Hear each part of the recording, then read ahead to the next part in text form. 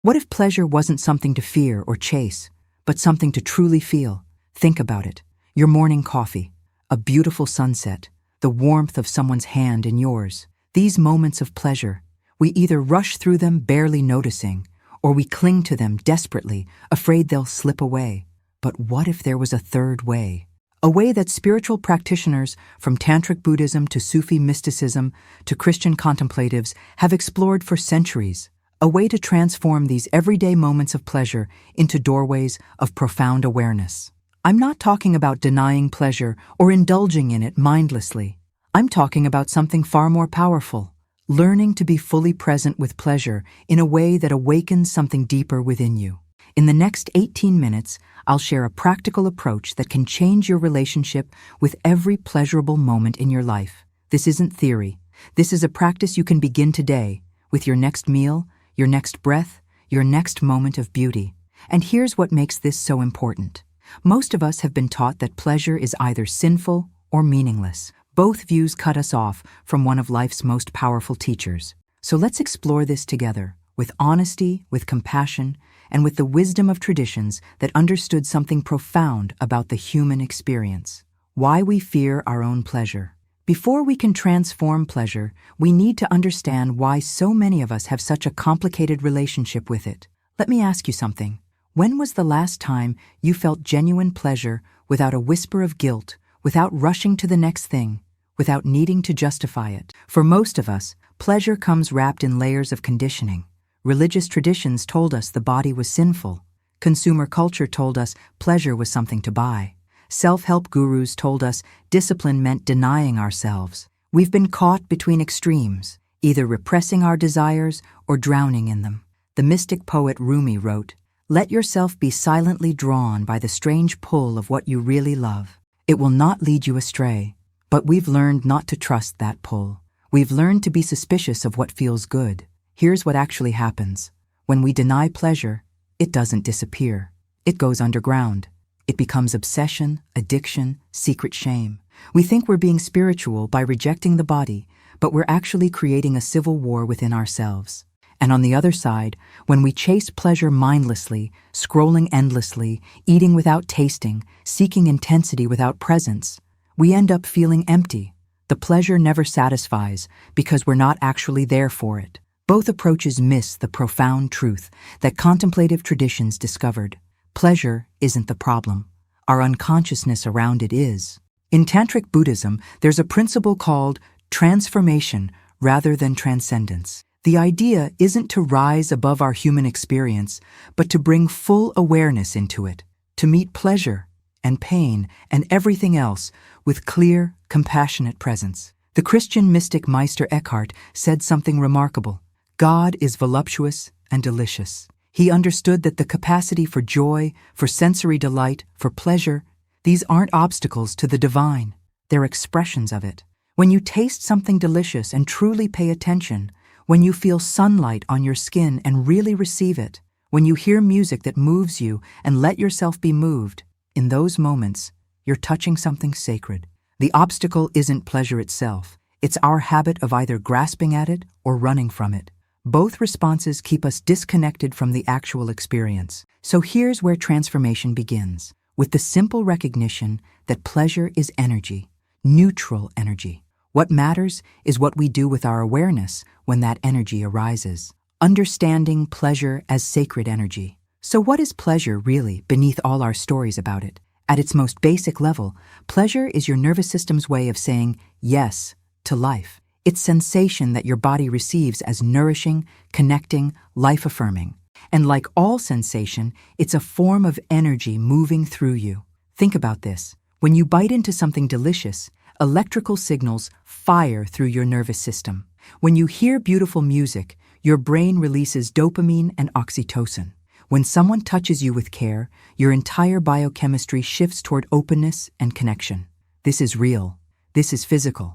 And it's also in the language of many spiritual traditions, the movement of life force itself. In yogic philosophy, they call it prana. In Chinese traditions, it's qi. The Sufis spoke of divine intoxication. Different words, but pointing to the same truth. There's an energy that animates us, and pleasure is one of its clearest expressions. Here's where it gets interesting. Most of us relate to pleasure in one of two unconscious ways. The first way is contraction. We feel pleasure, and immediately we grip. We want to hold on to it, control it, make it last forever. We tense up around the good feeling, trying to capture it, and in that very grasping, the pleasure diminishes. It's like trying to hold water in a clenched fist. The second way is dissipation. We feel pleasure, and we immediately want more, stronger, different. We're already thinking about the next bite before we've tasted this one. We're scrolling to the next song before this one is finished. We chase intensity, but we're never actually present for the experience. Both responses, gripping and chasing, scatter our energy. They fragment our attention, and they prevent pleasure from doing what it could do, opening us, connecting us, making us more alive. But there's a third possibility, and this is what the contemplative traditions discovered. What if, when pleasure arises, you could stay present with it, not grasping, not chasing, just feeling it fully with your whole attention? The 14th century Christian mystic Julian of Norwich described experiencing divine love as a courteous touching of sweetness. Notice that language: touching, not grasping; receiving, not taking. When you learn to touch pleasure with awareness rather than hunger, something extraordinary happens. The energy doesn't dissipate. It doesn't scatter. Instead, it begins to circulate, to deepen, to transform into something else entirely. Pleasure that's fully felt, with presence, with breath, with an open heart, naturally becomes warmth, gratitude, a sense of connection not just to the source of the pleasure, but to life itself. Let me give you a concrete example. Imagine eating a piece of chocolate, something most of us have done hundreds of times, mostly on autopilot, the unconscious way. You pop it in your mouth, barely taste it, and you're already reaching for the next piece. The pleasure is there for a second, then it's gone, and you're left wanting more. The conscious way, you place it on your tongue and pause. You notice the texture, the temperature, the way it begins to melt. You pay attention to the complex flavors as they unfold. You notice your body's response, maybe a slight warmth, a sense of satisfaction, even joy. You breathe. You let the experience complete itself before moving on. In the first scenario, you consumed chocolate. In the second, you received an experience. You were present for a moment of pleasure, and that presence transformed it into something more than just taste. It became a moment of real aliveness. This is what we mean by transforming pleasure into awareness. You're not denying the pleasure. You're not lost in the pleasure. You're meeting it with the fullness of your attention, and that attention itself becomes the transformer. The Sufi teacher Hazrat Inayat Khan taught that every experience of beauty is an opportunity to remember the divine, not because beauty is divine, but because the capacity to truly receive beauty opens something in us that is deeper than our usual scattered consciousness. So pleasure isn't the enemy of spiritual life. Unconsciousness is, grasping is, rushing is, and the antidote isn't denial, it's presence. The practice: sacred attention to pleasure. Now let me walk you through a simple practice you can use with any form of pleasure in your daily life. This isn't complicated, but it does require your willingness to slow down. I call this the practice of sacred attention, though you can call it whatever feels right to you. It has 3 movements, and they flow into each other naturally once you understand them. The first movement: pause before. Before you engage with something pleasurable, before you eat, before you listen to music, before you step into a warm shower, pause for just 3 seconds. Take one conscious breath. Notice that you're about to experience something. Let there be a tiny gap between impulse and action. This simple pause does something powerful. It brings you out of autopilot. It creates a moment of choice, and it signals to your nervous system that what's about to happen matters enough to be present for. In Zen Buddhism, they have a practice of bowing before meals. It's not about religion, it's about marking a transition from doing to receiving. You can create your own version of this with any form of pleasure. The second movement: receive with your whole body. As you experience the pleasure, let your awareness spread through your whole body, not just the immediate point of sensation.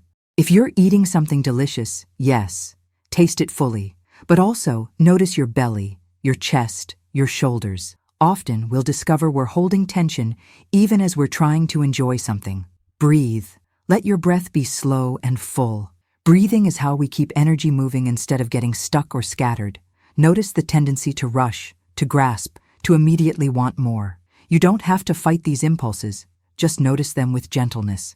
And then return to simply receiving what's actually here, right now. The Tantric traditions teach that breath is the bridge between body and consciousness. When you bring conscious breathing into moments of pleasure, you're quite literally making the experience more conscious. The third movement, offer the energy. This is the step many people skip, and it's transformative. After you've fully received the pleasure, after you've tasted the food, heard the music, felt the warmth, take a moment to let the good feeling spread beyond just yourself. You might silently dedicate it. May this nourishment support me in being kind today. Or, may this beauty I've received help me see beauty in others. This isn't about being artificially spiritual. It's about recognizing that we're not isolated islands. The energy that moves through us in moments of pleasure can either stop with us, or it can become part of how we show up in the world.